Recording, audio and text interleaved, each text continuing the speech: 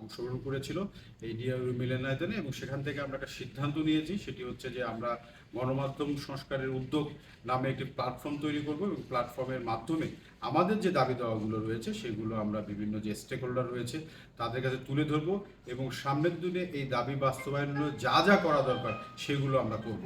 এবং আমাদের কর্মসূচি হবে বিভিন্ন ধরনের, স্টেক হোল্ডারদের সঙ্গে তো বটেই, সঙ্গে হচ্ছে সরকারের সঙ্গেও আমরা বসতে চাই, বসার মাধ্যমে আমরা এই দাবিগুলো বাস্তবায়ন করতে চাই। সেই দাবিগুলো আমি একটু পড়ে শোনাচ্ছি আপনাদের কাছে। আমরা 13 দফা দাবি দিয়েছি, এটা আমাদের খসড়া ছিল, আজকেও কিছু মতামত এসেছে, সেগুলো আমরা ইনক্লুড করব। তো মোটামুটি যেগুলো আমরা চেয়েছি সেগুলো হচ্ছে: এক, ছাত্র জনতার আন্দোলনের সময় নিহত সাংবাদিকদের হত্যার বিচার নিশ্চিত করতে হবে। দুই, ছাত্র জনতার আন্দোলনকে ঘিরে আহত গণমাধ্যম কর্মী ও আক্রান্ত গণমাধ্যমকে ক্ষতিপূরণ দিতে হবে। 3 নম্বর, গণমাধ্যমের যেসব মালিক ও নির্বাহীরা গণমাধ্যমকে রাজনৈতিক হাতিয়ার হিসেবে ব্যবহার করেছে, তৈরি করেছে, তদন্ত সাপেক্ষে তাদের বিচারের আওতায় আনতে হবে। 4 নম্বর, গণমাধ্যম কর্মীদের জন্য অভিন্ন ওয়েস বোর্ড প্রণয়ন করতে হবে, অনতিবিলম্বে নব ওয়েস বোর্ড বাস্তবায়ন করতে হবে। 5 নম্বর, শ্রম আইন অনুযায়ী লভ্যাংশ বন্টন করতে হবে গণমাধ্যম কর্মীদের মধ্যে।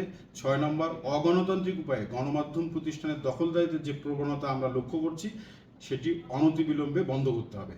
7, গণমাধ্যম কর্মীদের সর্বস্তর থেকে যে ভয়ভীতি প্রদর্শন করা হচ্ছে সেটা বন্ধ করতে হবে। 8, গণমাধ্যম পরিচালনার ধরন সহ সার্বিক বিষয়ের সংস্কারের জন্য একটি উচ্চ পর্যায়ের কমিশন গঠন করতে হবে। আপনারা জানেন টেলিভিশন রয়েছে, এখানে পত্রিকা রয়েছে, অনলাইন রয়েছে, বিভিন্ন ধরনের মাধ্যমে আমরা কাজ করে থাকি। সেই মাধ্যমগুলো বিভিন্ন ধরনের আইন, বিভিন্ন ধরনের কালো আইন বিভিন্নভাবে পরিচালিত হয়, এটা খেয়াল খুশি মতো পরিচালিত হচ্ছে। এইগুলো আমরা চাই সামনের বাংলাদেশে সেভাবে হবে না, একটা নির্দিষ্ট বিষয়ের মধ্য দিয়ে সব কিছু পরিচালিত হবে, এবং এই সব কিছু করার জন্য গণমাধ্যমের মালিকানা এবং পরিচালনা সহ সব বিষয় দেখার জন্য একটা উচ্চ পর্যায়ে তদন্ত কমিশন গঠন করতে হবে। 9, গণমাধ্যম ও স্বাধীন মত প্রকাশে নিবন্ধনমূলক আইনের সকল ধারা বাতিল করতে হবে, আবার যদি কোনো আইনও থাকে সেগুলো বাতিল করতে হবে।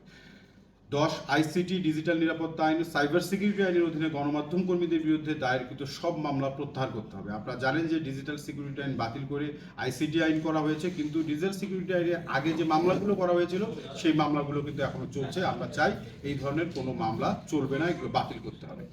11 নম্বর, আপনারা জানেন আমাদের দীর্ঘদিনের একটা দাবি যে যারা ছিল ক্ষমতায় তারা দিনের পর দিন, বছরের পর বছর তারা অবহেলা করেছে, আমাদেরকে অপমান করেছে, অপদস্থ করেছে। এই সাংবাদিক দম্পতি সাগররুনি হত্যাসহ সব হত্যাকাণ্ড এবং নির্যাতনের বিচার নিশ্চিত করতে হবে।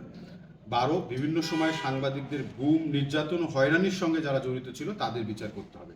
13, সব গণমাধ্যম যেন গণমানুষের মুখপাত্রে কাজ করতে পারে সেই নিশ্চয়তার বিধান করতে হবে।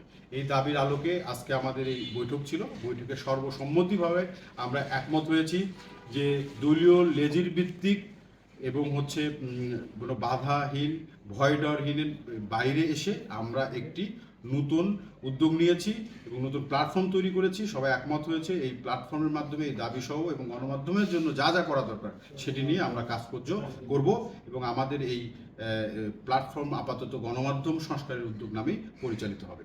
ধন্যবাদ ভাই, আপনার নাম পরিচয়টা একটু বলবেন। আমার নাম আরিফুল সাজ্জাদ, আমি সংবাদকর্মী হিসেবে কাজ করছি 2005 সাল থেকে। ধন্যবাদ।